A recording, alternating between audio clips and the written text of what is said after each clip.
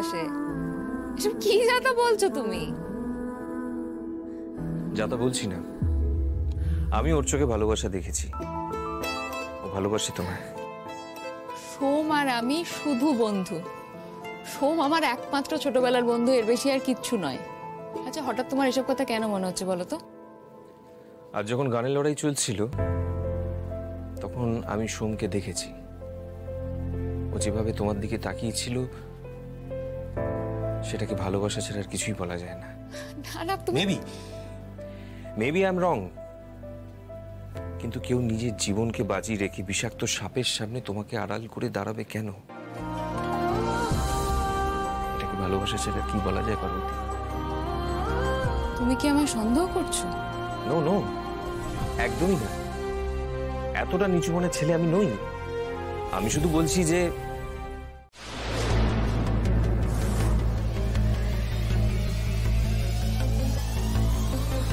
বলো না, সোম কাকে ভালোবাসে? কি নাম তার বলো, আমার জানাটা খুব প্রয়োজন। বলো না, কি নাম তার? আরে হাউ উই নো দাদামণি কাকে ভালোবাসে সেটা তো দাদামণি ভালো বলতে পারবে, তাই না? তোমাদের দাদামণি সব থেকে বেশি ভালোবাসে তোমাদের। তোমরা ওর সব থেকে কাছের মানুষ। তোমরা নিশ্চয়ই জানবে ও কাকে ভালোবাসে। বলো না, বলো না, কে এসে? কি নাম তার? বলো না আমাকে, আমার জানাটা খুব প্রয়োজন, বিশ্বাস করো। বলো না, কি নাম তার? বাসে তো, দাদামণি একজনকেই ভালোবাসে, কিন্তু তাকে না বলতে পারছে না। তাই আজকে আমরা ভেবেছি তাকে আমরা সেই কথাটা জানিয়ে দেব। কি নাম তার? কাকে বলতে পারছি না সোম? রে, এটাই ভালো সুযোগ, বলে দি। এই তো তোরা এখানে আয়। সোম, কাকে ভালোবাসো তুমি? কাকে ভালোবাসো অথচ বলতে পারছো না? কে এসে? কি নাম তার? বলো না, আমার জানাটা খুব প্রয়োজন সোম। বলতে পারো নিজের জন্যই। বলো না, কি নাম তার? বলো না, কাকে ভালোবাসো তুমি বলতে পারছো না, বুকের মধ্যে চেপে রেখে দিয়েছো। বলো না সোম, বলো না, চুপ করে আছো কেন? বলো না। এসব কথা এখন থাক না। না সোম, আজকে আমাকে জানতেই হবে কাকে তুমি ভালোবাসো অথচ বলতে পারছো না। কে সে? কি নাম তার? বলো আমাকে। চুপ করে থেকো না সোম, বলো আমাকে, কি নাম তার?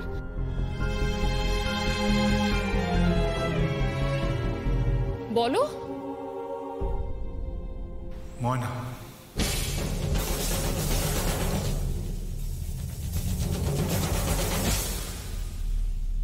ময়না? ময়নাকে ভালোবাসো তুমি? আমি তো খুব মিষ্টি একটা মেয়ে, কেন বলতে পারছো না ওকে? তাছাড়া ও যতটা তোমায় নিয়ে পড়ে আছে আমার মনে হয় ও তোমাকে ভালোবাসে। বলে দাও ওকে।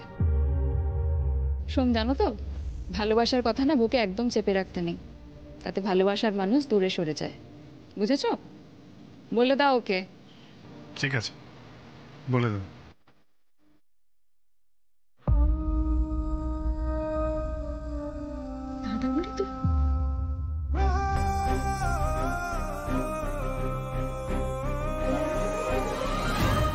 বোঝাতে এসেছো? কি বোঝাতে এসেছো রত্না? যে তুমি আমায় ভালোবাসো না, তাই তো? রত্না, তুমি নিজেও জানো যে এটা কত বড় মিথ্যে। এই অবান্তর কথাগুলো শোনার মতো সময় আমার কাছে সত্যিই নেই অম্লান বাবু। আপনার সঙ্গে যে আমি দেখা করতে এসেছি এটা আমার দাদামণি জানে না। সে যদি জানতে পারে তাহলে আমার জন্য সত্যিই খুব খারাপ হবে। রত্না, যেটা হয়েছে তার থেকে বেশি খারাপ কি হতে পারে? তোমার আমার বিয়ে ঠিক হয়েছিল, সেই বিয়েটা ভেঙে গেছে। আর আমার আবার এক জায়গায় বিয়ে ঠিক হয়ে গেছে। তাই তাই কাইন্ডলি বারবার এইভাবে আমার সঙ্গে দেখা করার চেষ্টা করবেন না। একজন ভদ্র মানুষের এই আচরণ শোভা পায় না। কি শোভা পায়? তুমি একটা লোফার ছেলেকে বিয়ে করবে আর সেটা আমাকে দাঁড়িয়ে দাঁড়িয়ে দেখতে হবে, তাই তো?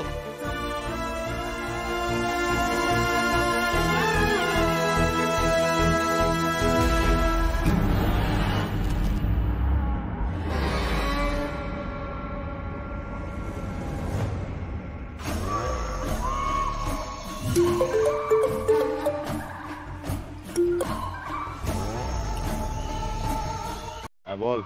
ছোট সাহেব, সুপার মাস্টার আর বৌদি চৌমাথা যাওয়ার রাস্তায় একসাথে রয়েছে, কিছু করবো? না থাক, আমি আসছি।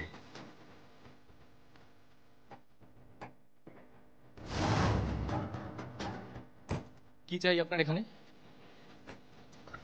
আমি একটু রত্নার সঙ্গে কথা বলতে চাই। আমাকে না সরিয়ে আপনি রত্নার সঙ্গে কথা বলতে পারবেন না।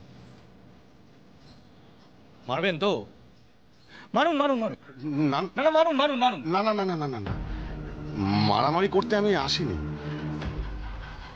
আসলে আমি বুঝতে পারছি যে আগের দিনের ওই ভুল বোঝাবুঝিটা হয়েছিল, আমি তো তার জন্য ক্ষমা চেয়েছিলাম আপনার কাছে। বলুন। আপনি তো জানেন আমি রত্নাকে কতটা ভালোবাসি, ওকে বিয়ে করতে চাই। আর আমার সঙ্গে রত্নার বিয়েটা ঠিক হয়ে গেছে, আমি ওকে ভালোবাসতে চাই।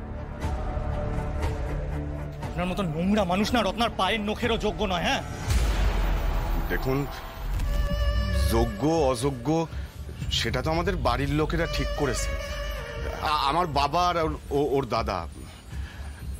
আসলে সেদিন তো আপনার মা